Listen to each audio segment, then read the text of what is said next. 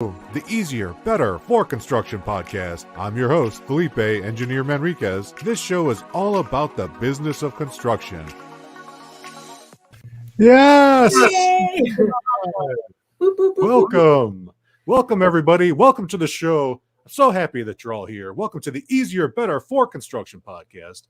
This episode of Changemakers is featuring the one, the only, Katie Anderson. Hello, Katie. Hello, Felipe. So happy and excited to be here together again to talk about so many things and to share our passion and enthusiasm with everyone and get a chance to talk with them too. We are both so excited. Katie and I have been conspiring to bring some nuggets and wisdom that you can all use right now, today, in your work to transform how you're leading with intention. Before we do, I want to say hello to everybody on the live stream. Hello, everybody tuning in live across so many different platforms. Feel free to engage with us using the comments at any time. We will have time towards the end to answer and ask questions, so be ready. And if you're watching this on the replay, feel free to use the comments. Katie and I will be responding to your comments, and at the end we want to hear your biggest takeaways. And with that, Katie, let's go ahead and get our introductions on. Take it away, Katie. All right. Hi, everyone. So great to see you here. And I'm Katie Anderson. I am a leadership and learning coach, currently based in the San Francisco Bay Area, just 20 minutes from actually where I grew up. But I am a global citizen, having lived in 6 other countries around the world. I'm a lean practitioner. I am a best-selling author, which we'll dive into later today, of Learning to Lead, Leading to Learn. I lead Japan study trips and help inspire people around the world, such as yourselves, to live and lead with intention. And that's about connecting your purpose, aligning your actions to have the impact that you want in your personal life, in your professional life, and in your organization. So thrilled to be here today with you, Felipe. Katie, and I'm always honored to have you on the show, sharing all the great work that you're doing across the world. Ladies and gentlemen, speaking of the world, tell us in the chat, where are you calling in from? Where are you tuning in from? How are you taking this in? We want to know. I'm going to bring forward some people, and then I'm going to start to introduce myself. I just want to give a shout out all the way from Ireland, Mr. Jason Casey. Hello, Jason. And I see we've got our friends from the UK as well.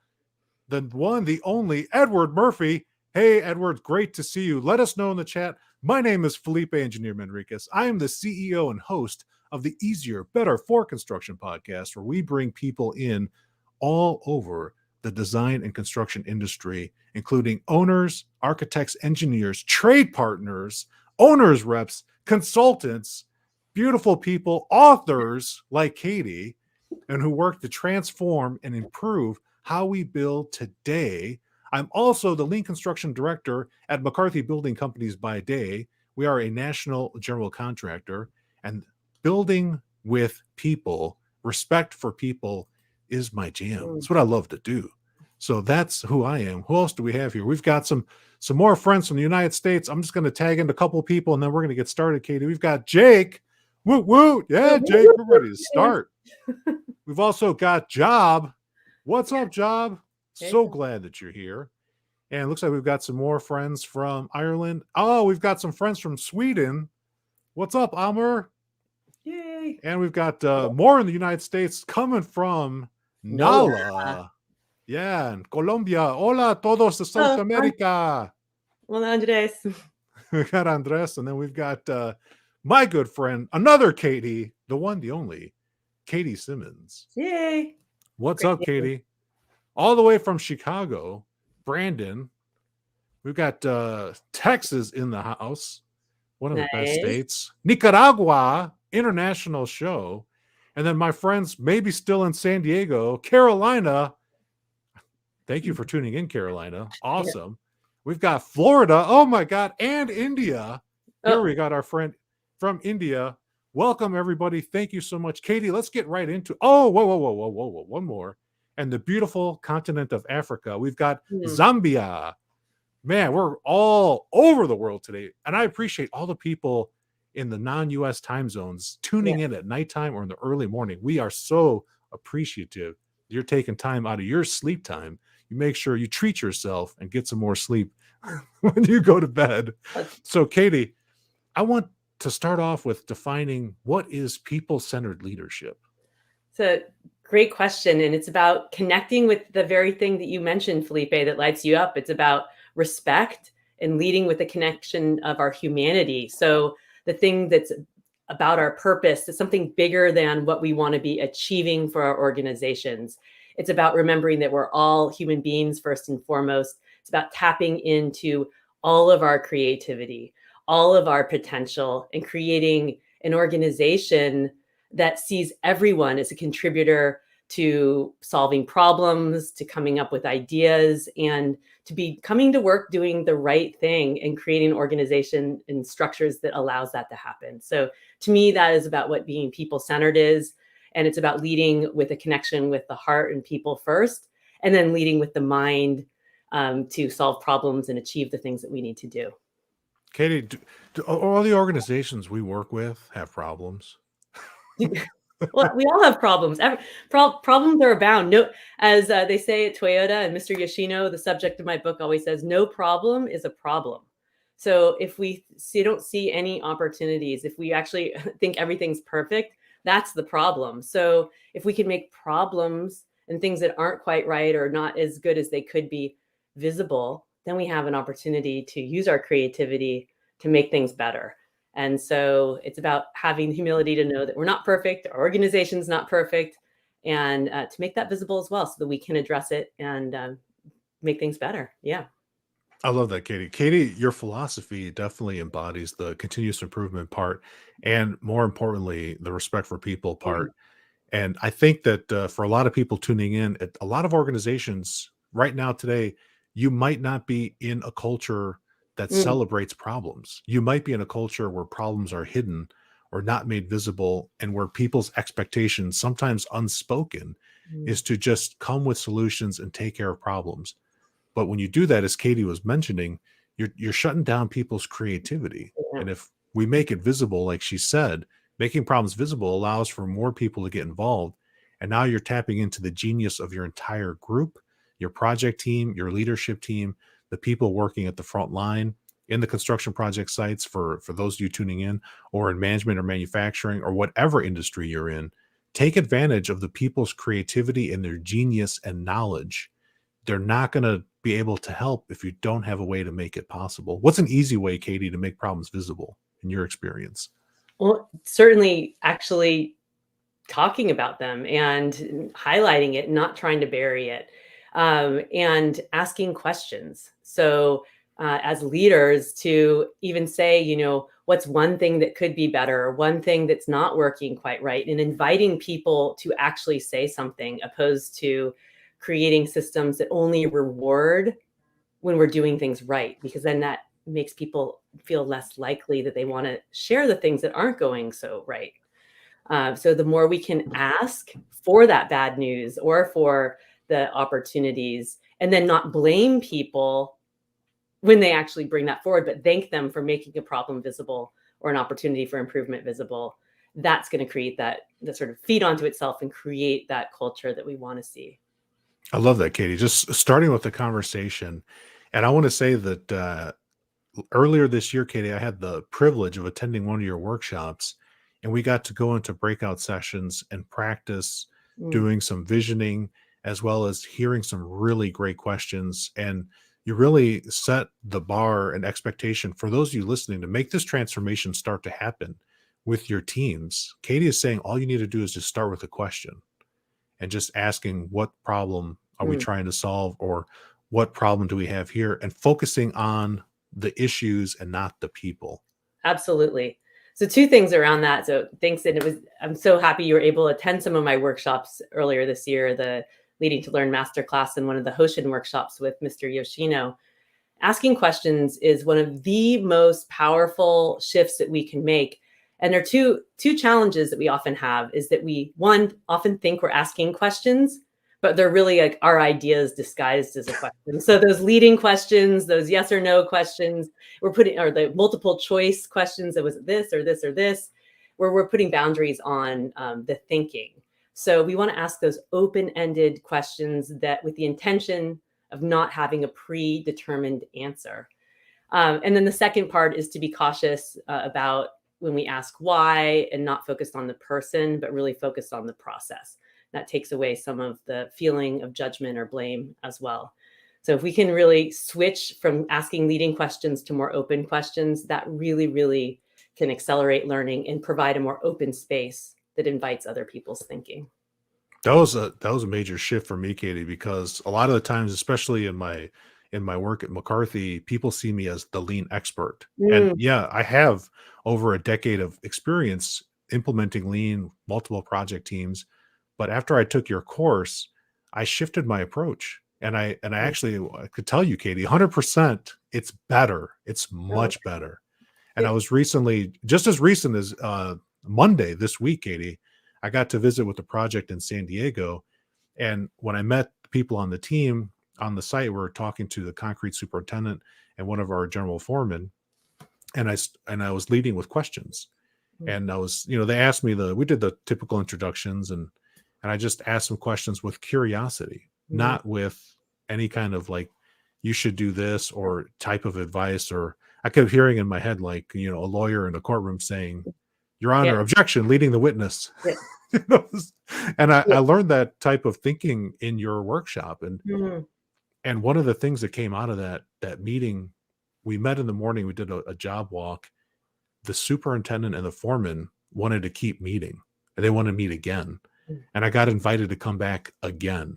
And that's a major shift from mm, how I used to do things when I started 6 years ago in this job, where I saw myself as people would introduce me as the expert mm, and just come and share your wisdom and tell us what to do. And tell us what to do doesn't work. mm. Yeah, it's we're rewarded through our being in school and then in our careers for being the expert. We're supposed to develop expertise, and that can be very helpful. And sometimes we need experts with deep content knowledge to come in and to do the problem solving. But that's the situation. We come in as the expert, telling people what to do or providing the answer because we know it or we think we know it. We're actually taking over the problem solving and taking on the responsibility for the problem. And also, we sometimes limit the possibility out there. We when we assume that we know exactly what's going on in this situation that maybe we are new to, we may be missing out on really understanding the true problem or situation.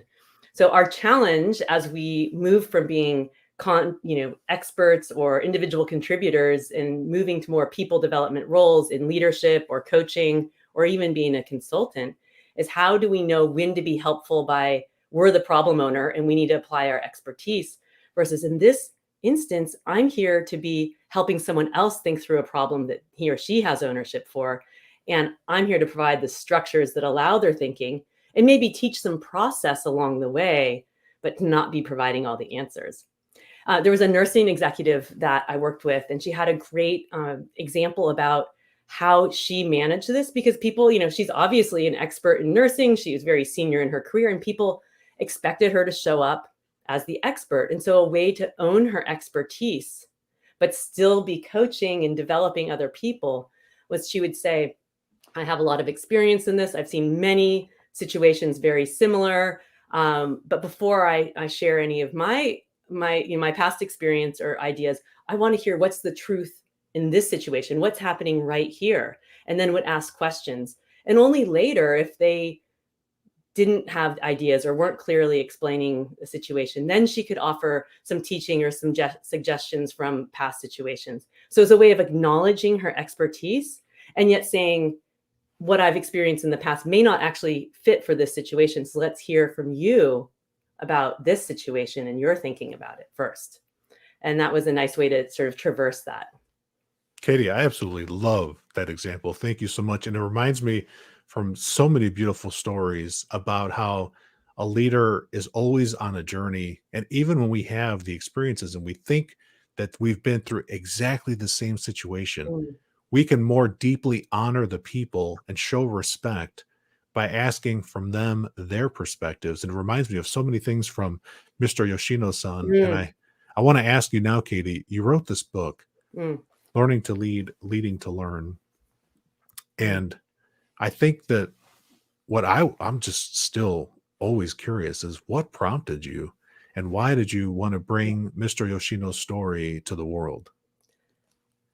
Thank you. And it really was an incredible serendipitous opportunity in my life to even get to know Mr. Yoshino. I met him at a conference just weeks after finding out that my family had an opportunity to move to Japan for my husband's job. Yet as a lean practitioner, I was, and someone who's lived around the world, of course, I was super excited by this opportunity, and meeting Mr. Yoshino and him giving me his card and saying, come look me up when you come to Japan. I'll take you to Toyota City, go tour the factories and spend the day together. I was like, I've hit the gold mine. Of course I will do that. And in fact, I made my husband take the day off of work, and we jumped on the bullet train. It takes 90 minutes from Tokyo to Nagoya, because I really thought it was going to be a once in a lifetime opportunity. And yet, despite us being of different generations, different genders, from different countries, we shared so much in common and enjoyed our conversations together. And so that became the beginning of what's become one of the most impactful and important adult relationships in my life. Every 2 months, I'd go down about on the bullet train, spend the day with him, and he gave me permission to write about what I was learning and thinking about from our conversations on my newly created blog. And people were really enjoying hearing what I was learning from this 40-year Toyota leader. And we were diving into like, what is the Toyota production system? What's the secret to lean? What all of these concepts. And when I returned to the United States about 18 months later, we had this idea, and he originally framed it as let's write a booklet. And I was like, a booklet for it feels like a little small. I just like have it like, like a little booklet probably is not going to capture enough. So I was like, well, let's write a book. And we knew I was going to be the primary author, with him being an important contributor. But the way the book came out, I've really written it twice, because I structured it originally on like 10 principles. And as we were doing more interviews and diving deeper and really exploring these like seminal points in history of Toyota, and being intentional about how they were creating this culture, expanding to foreign production, really developing this more people-centered approach, opposed to a much more sort of tool and sort of a little bit harsh, more of a harsh leadership approach from the earlier time in the 60s. And Mr. Yoshino was there through it all and played really important people development roles in training and development. And so I was like, I need to tell his learning story. And I benefited so much. And I'm like, well, these stories need to be told. This history needs to be captured. And I felt like I had this unique and special opportunity to help amplify these stories to the world and capture some really important history from a genuine, real person's experience from the time he's, a young person all the way to the end of his career. So we all can relate to these stories, no matter where you are in your career, about what it means to pursue a personal goal and to learn to lead, and then later lead to learn. So creating this learning organization. And then I also wanted to put in some of my own thinking around how can we reflect on these stories to bring them each into our own lives more deeply? And what are some concepts and principles that help connect those stories from the past to our current lives and ourselves? And so how we can actually move forward to bring it to life. That I love. And Katie, when I read your book, and it's not a pamphlet by any means. This is quite the compendium of stories here, coming in at I don't know what it weighs, but it's coming in at over 300 pages. It's quite the heavy book here. 85,000 words. Yep, a little bit. Not a booklet, but it's easy read because it's fun. Like for whatever it's like. It's a beautiful narrative. The story weaves through these principles. They come to life through Mr. Yoshino's experiences and Katie's probing questions. And I got to say, Katie, I have never been a person that's journaled. I am now a year in to journaling, and I'm on my third or fourth journaling book. And I still use the same prompts that you taught me. And I've got here's a from my journal, my current journal now, and I'm still journaling my purpose, my intentions, my actions, and my reflections every single day. And I have you to thank for that, Katie. My life, my trajectory has been changed ever since we met. When I look back and connect the dot, and I see what I have now, what I do now, you've given me through this reflection a better way to filter and Mm, improve my decision making. Because now when something comes up, I sometimes even without thinking, I think about how this affects or does not affect my purpose. And mm. it's easy and better decision making. So thank you for that, Katie. Oh, thank you. That means I'm fulfilling my purpose to inspire and enable others to lead and live with intention. And that's to me about understanding, connecting with your purpose and aligning your actions to fulfill that purpose. And so, yay, I'm Yeah. thrilled for that, Felipe, because that's if we can all slow down and be a bit more purposeful and less reactive and reflect a little bit more, that's where we accelerate our learning, accelerate improvement. And it's not just improvement for processes, but for ourselves as well. Yeah, and it only takes minutes a day. And Katie, speaking of other people, I would love to hear a case study example about your new program that you launched this year called Leading to Learn Accelerator Program. I want to hear more about that. And I think you talked about some case studies. I shared some case study links. You want to set up Steve's video or who Steve is Yeah, and sure. his So, story? so I'm excited to be leading another cohort of what I call the Leading to Learn Accelerator. It's in part book study, part use of the workbook, and a lot of coaching and practice with me from tangible leadership practices you can take into your life immediately. So um, it was something that one of my former clients, Steve Watts, decided to jump on board with earlier this year. And Steve's the COO of Walters and Wolf, actually here in the Bay Area as well. And Steve's an amazing leader who's so committed to learning and supporting learning in his organization. And I was thrilled that he was a participant too in the accelerator to contribute to his perspective and to also be a learning leader as well. So Steve had some aha moments, similar to you too, Felipe, about some things around asking questions and using that concept of reflection to be a better person and a better leader. So that's a setup for Steve's words of his experience. All right, let's take a note from Yeah. Steve. And then people that are listening live or on the replay, put your questions in. We're going to come to your Q&A in just a bit. Let's hear from Steve himself. So I think for me, like I thought the content was great.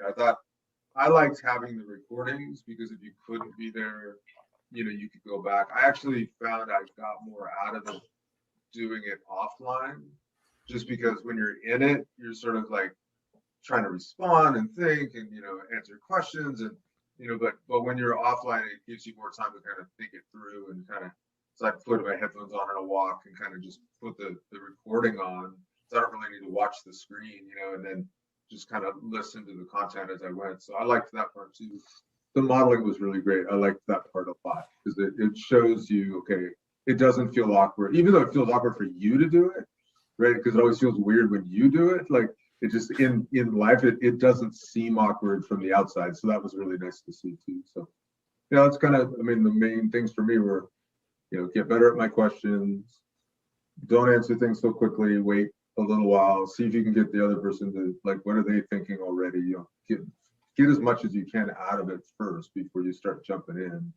And then, being intentional about it in the morning and then sort of reflecting on it in the evening. For sure, I feel like I'm getting better at not just answering questions. And other people are noticing, which is interesting too. Other leaders around me are making comments about it. It's like, oh, it was sort of interesting the way you when that person asks that question and you sort of ask them to kind of go deeper or whatever. So I think people are noticing it, for sure, because it is different. I mean, especially in construction, command and control is pretty dominant. So I think the most common thing is for people to either ask a question they already know the answer to, or they're not really that curious to the answer you're going to give. So I think that's been good because I think the other people I work with are probably starting to use that with their teams too. So I think that's one thing I'm hoping for. And then, yeah, I think that by being more intentional with my day, I'm making faster progress toward how I want to be. So I think that's helped me a lot. It's just like I said, just really thinking through ahead of time and kind of picking those spots. Like I told you, sort of, you go from that unconscious, incompetence to that conscious incompetence. But at least now I feel like there are even times when I'm like, sort of consciously competent. You know what I mean? Like I'm performing the thing the way I want to be. I'm just, I'm still all thumbs, but at least, I'm doing it. And there's a lot of times at the end of the day, I'm like, when that one thing happened today, I shouldn't have done this, or when that one thing happened today, I shouldn't have done that. Like, but at least you're noticing it, and that's the first step to getting better. Is if you start spotting it, and it's not just, you're not in your old behaviors. You're at least seeing your old behaviors and noticing how you wanted to show up and how you did show up, right? So, no, I think that's kind of what I got out of it, which was great. I mean, yeah, that's beautiful. And I love how Steve comments too, that, both his starting to ask more questions. People are picking up on that and starting to do it too. So this is where we amplify that practice. And, we're not perfect every day. He's like, at the end of the day, sometimes I'm still, not doing how I wanted to do, but putting that intention and purpose to it, we start to create greater awareness for ourselves. And that's the first step, right? And so it's so much of what we talk about through the accelerator. It's like not taking these stories and experiences, but then really tangible practices about what does it mean to set the direction and actually define a problem. And I see some comments in there about that. So we can talk about that in a moment. But also, how do you develop other people? How do you ask more effective questions? And defining your leadership credo too. I just yesterday wrapped up the last day of an internal leading to Learn Accelerator for the Port of Seattle, and participants went through and created their own leadership credo, which is really like the principles that you want to live and lead by. And people said, I thought it was going to be hard, but actually, when you connect with your purpose and put words to the paper, it usually comes out. And they said it was really grounding and gives them now this anchor to share with their teams, and also a reminder for themselves about, put it on the wall, how do they want to be showing up, and a reminder each and every day of how to do that. That is spectacular, Katie. People being able to show up as their complete self. Yes. That's exactly what we want to amplify in the world. So thank you for that. For sure. And of course, getting time to talk to Mr. Yoshino too, which is always a joy. So he is not your stoic Japanese sensei. He is a real one of the most humble and just genuine people that I know. So it's a really great opportunity. He does not disappoint. He does not disappoint. Yeah. And so check the links. Katie and I have included links to testimonials like Steve's and a couple of case studies as well. Katie, you want to pivot and take a question real quick? Sure, let's go for it. Yeah, let's start with the hard one here that Jake says that he also loved this question from Amber. So I'll let you take that in, Katie. I'll read it out loud while you take it in. Yep. So facilitating 100 problem-solving sessions and root cause analysis, that's a lot. Yeah. It can be tricky from having one person taking it over. What is your take, Katie, on giving some balance for that problem solving with the team? Yeah, that's a great question. So, you always have those, you on a team, you have a mix of people, the more extroverted, those who want to jump in and take over all the problem solving, and the more introverted people, or those hanging back. So as a facilitator in that situation, I think it's really important to set your role as the facilitator is to set the structure for that conversation and for the process. And so it's about how do you find a way to make sure that everyone has an opportunity to speak. There are different strategies to do that. Even having everyone share something at the beginning encourages people, once they've said something, they're more likely to speak up again. I also often do the process of individual reflection, or writing down things individually and then coming up together to share our thoughts. So that way everyone's perspective is heard, and then there can be dialogue around this. And then if someone really is truly taking it over, sometimes having to take a break and having a discussion with that person as well. But setting some ground rules about how the teams can interact and engage with each other, and also having clarity on what's the problem we're trying to solve before we're going into solutioning, and really setting that foundation and framework. And if you do have some coaching sort of opportunities with that person to maybe help hold up the mirror about how their actions are impacting the group, and also maybe talking about, we're trying to we want to hear everyone's voice. And so giving yourself permission as the facilitator to say, that's great, really appreciate all these ideas you've had.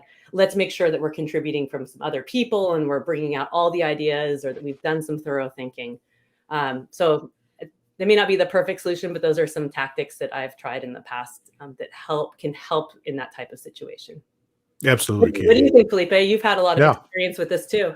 I think as a Scrum Master, Katie, my training from Dr. Jeff Sutherland is that sometimes you got to time box things. So when we set the expectations, let's also apply a time envelope so that we say, for the first 5 minutes of this, we can only ask clarifying questions. Yeah. And so that way we don't jump to solutions right away, and we get more curious and hear things that we normally wouldn't hear. And you can assign one person, or you can take on this responsibility yourself to watch the time and see, like, did we let it happen? Yeah. And if the questions are really good and we're still understanding deeper what the issue is, then you can go a little bit past that time envelope, and the time envelope police are not going to come and bust you. So yeah, it's time well spent. Right, exactly. And that's your role as the facilitator in that is to set the structure that will help enable the best process for the conversation and for the problem solving. Absolutely. And Katie, you mentioned in that port work, and I think you also have some other non-C-suite testimonials or examples from the Leading to Learn Accelerator program. What kind of people attend this course? It was been fabulous. It's been leaders at all levels, from individual contributors, maybe earlier in their career, to new managers, to continuous improvement practitioners across different industries, and then we had some executives like Steve and some presidents of their own companies as well. A few other construction companies and healthcare as well. So it was a really nice mix, and everyone found that and the same with the port as well. It's sort of leaders at all levels who are leading a continuous improvement philosophy in their organization. And I think what's lovely about that is that it really emphasizes that no matter sort of our role or title, we're all learners and we're all leaders. And we may just be a different place in our journey, but we can still share a different perspective and learn from and with each other. This year, though, for this cohort, what I'm going to do is I'm offering sort of smaller group study sessions, which is optional. And I'm going to group people with more sort of similar types of roles so that they can also have a peer group that they can learn from as well. Oh, that's very powerful, Katie. Yeah. I mean, a lot of the people in the continuous improvement space have a stronger network, and we can make much better progress when we learn with each other and from each other. I highly recommend that reach across, find your peers, like Katie's doing in her course, and connect with these people. Take advantage of the relationships, stay connected, continue the conversations, keep the learning going. Some of the best conferences that I've ever attended, I've made friends for life, and we continue to work together. And it's a small industry, and across like all industries, and you will run into people that you work with or learn with, and it's inevitable that you will. So I highly recommend that you stay in touch and take Katie's advice. Well, I want to just highlight a comment here. Frank says he's got insight overload going on at 100%. We're on fire, Katie. So let's keep it up. And Jake was reacting as only Jake can. He's going from crying to happy. We're so glad you're still happy, Jake. Yeah. Yes. I expect nothing less than laughter and excellent jokes from him. Yes. And then Amr came back with he liked your response, Katie, and appreciated the time boxing that I offered as well. So you are welcome.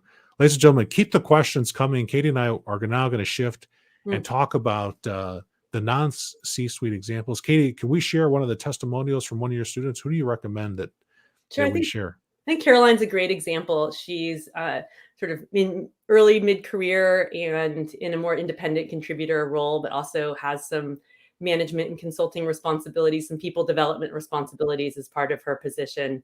And one of the things that she was surprised about is how much that the program and the experience to that also helped empower her through all aspects of her life, not just from a professional standpoint as well. But I like to think we all, we're humans, right? And so it's not this clear line of, I only care about people at home, not at work. So let's see what Caroline had to say. Yeah. Caroline, what do you say? Many aha moments. So it's very hard to just choose one, right? Because those were all things that I didn't practice before. So I didn't practice reflection, writing reflection, seeing what I want to accomplish. I never practiced setting an intention and see what happens and writing about it. During one of my reflections, I realized that I was not very good at listening. And that was really hard for me to admit because, especially someone as passionate as I am for what I do, it's very easy to just go straight to finding a solution and not really just listening and doing the study first. So that for me was just such, an amazing experience to just write it down, write down what you think your principles are, and just, it's almost like setting an intention, and setting a goal and going back to something that you're going to look at it and go, am I doing this? And then just learning from people across the globe and learning how many similarities do we have, regardless of where you live or where you are. It was such an aha moment just to see people commenting and you're going, oh, I'm going through the same thing, or I can relate to this person. I know exactly what they're doing, or I know exactly what they're going through and I feel their pain. So that was really nice too.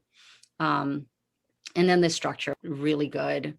And then talking to Mr. Yoshino, I never thought that we were going to be able to meet him, and then when you set the time for us to talk to him, and he set the time within the meeting to talk to everybody, even for a little bit, to get to know everybody. That was so instrumental. Wow, that's amazing.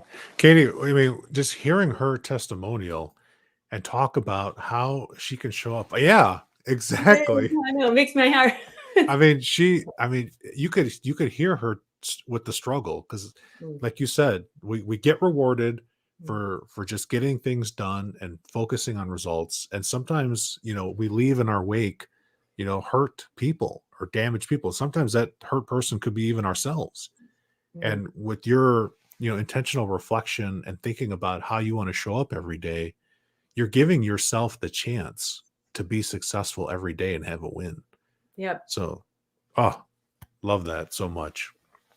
And we're moving, we often are in this state of like everything feels urgent, or we're like, now we're in like Zoom to Zoom to Zoom, and there's no space, and we got to just get things done. We're in a habit of sort of feeling like everything's urgent and it's just faster for us to tell, or we think we're being more helpful by telling. And so when we can slow down and see where there's those opportunities for someone else to have a little space for learning, and we can take just even a micro pause, which I call an intention pause, to like slow down and have a check about what's my purpose in this meeting or this engagement or this interaction that's coming up, and how do I want to show up? That can be just so helpful for aligning yourself with really how you want to be. So I encourage everybody to take those micro intention pauses. Yeah, please do.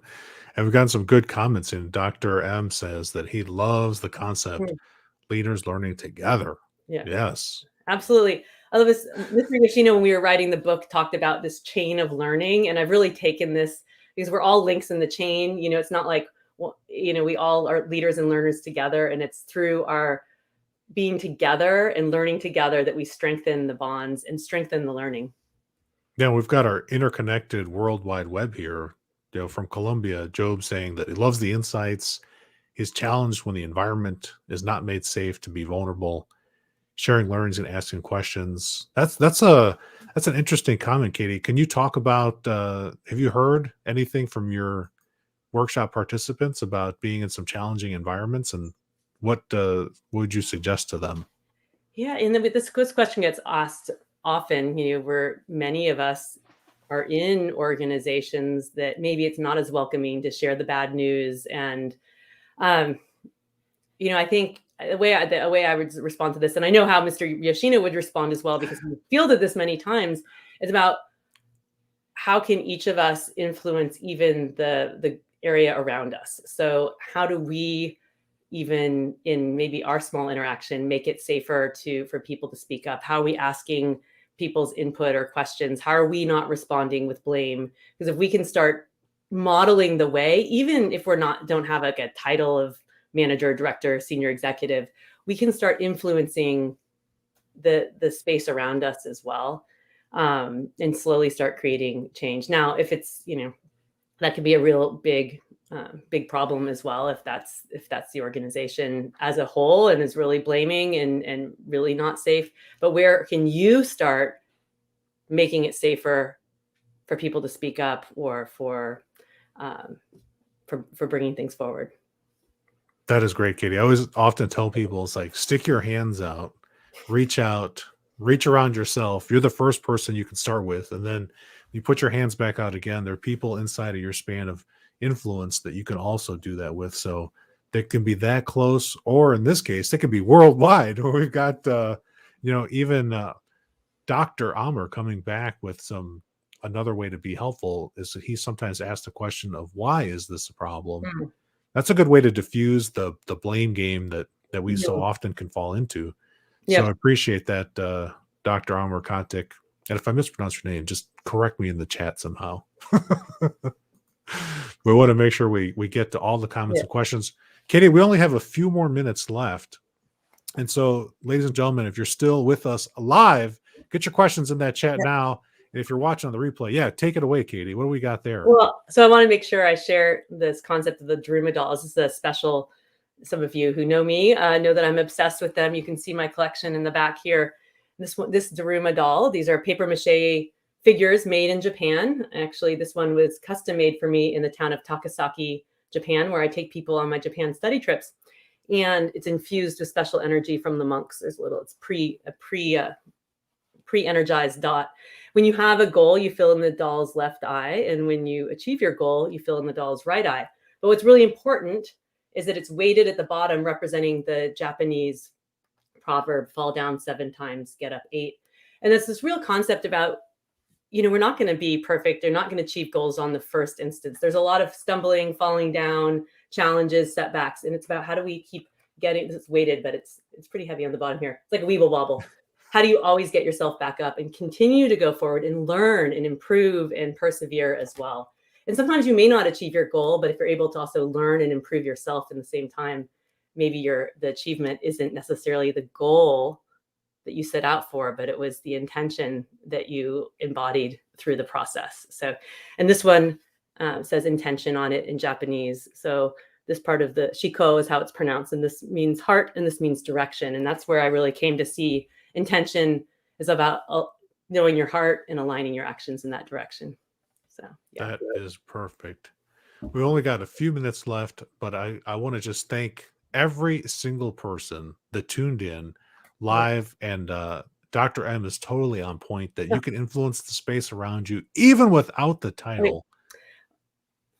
And we have an important question. What's a weeble wobble? So I'll answer that. It's like, it must have been an American little toy that's weighted at the bottom. So it's like, you knock it down, it always comes back up. It's like a little round toy. So this is literally like a little round toy that just weighted at the bottom. So it'll come back up.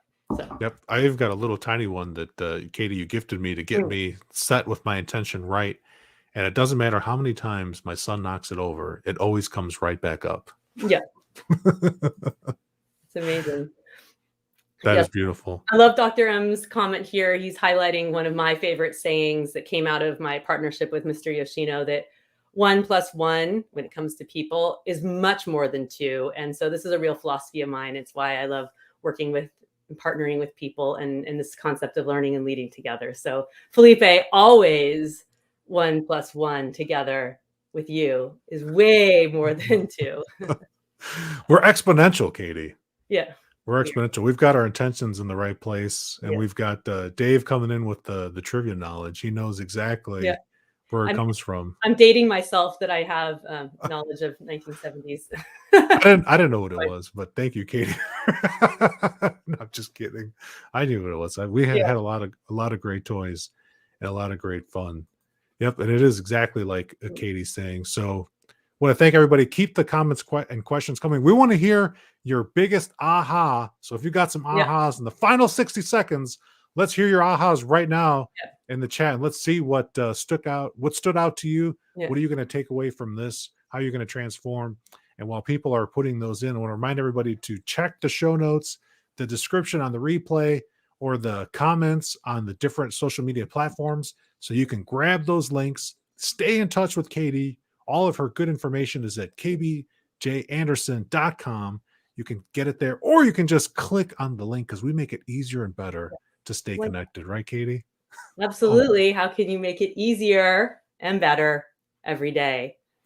Exactly. Not We've just in got construction, but overall. that's right. So we've got one comment coming in from Dr. Contact. Thank you so much. He loves the robust process, how it corrects itself. Yeah. Yes. And we've got Mr. Fauché just asking, it's live. Yeah, there's no Yeah, editing. this is real. This is unless this you're is watching the recording, then it's recorded, but it was live. There's no yeah. edit. This is live right now. This was Katie and I just getting so excited. We talked over each other live on the show. Andres says that he loves the humble and genuine interaction that we have here. Yep, Katie and I we're soul brothers and sisters. We're so connected with our heart and our intention and helping people all across the world. It's what we love to do. And so Truly. if you're out there and you need some help, we're here. Reach out, get connected, help us. Click on the links to get more information. Check out the case studies. They are absolutely worth a beautiful read. And Dr. M says that Yeah. he's hosting you. There you go. Woo. Yeah. In October, it's right around the corner. Steve, thanks for sharing my number one tip for everyone to become better is don't disguise your questions or your ideas as questions. So great. Practice with intention. That's right. What and how? Anchor those words for you. Absolutely. And with that, Katie, let's wave everybody out as we go on the out. Bye, everybody. Bye, everyone. Thank you.